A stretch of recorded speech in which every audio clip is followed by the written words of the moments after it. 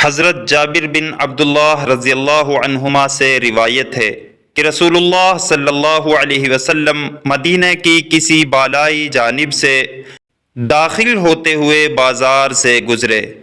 لوگ آپ صلی اللہ علیہ وسلم کے پہلو میں آپ کے ساتھ چل رہے تھے۔ آپ حقیر سے کانوں والے مرے ہوئے میمنے کے پاس سے گزرے۔ آپ نے اسے کان سے پکڑ کر اٹھایا، پھر فرمایا، تم میں سے کون اسے 1 درہم کے عوض لینا پسند کرے گا؟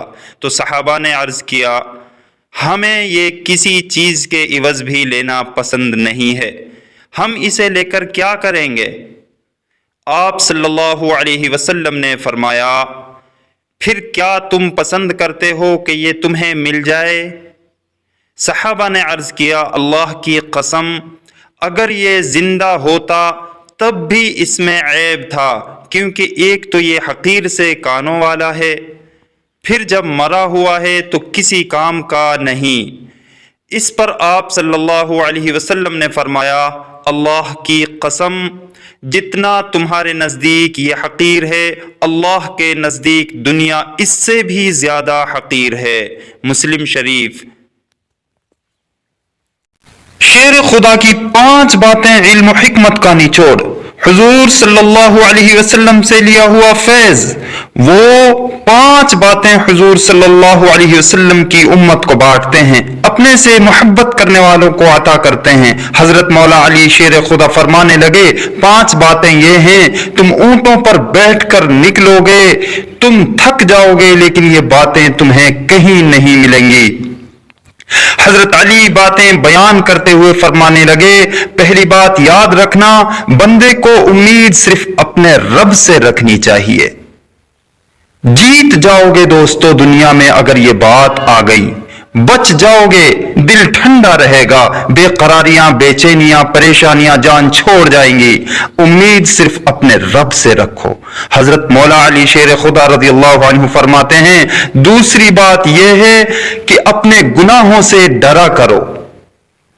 تم غریب ہونے سے ڈرتے ہو، تم تنگ دستی سے ڈرتے ہو، تم لوگوں کی دشمنی سے ڈرتے ہو، اپنے گناہوں سے ڈرو، کہیں ایسا نہ ہو کہ تمہاری نافرمانیاں رب کی ناراضگی کا سبب بن جائیں۔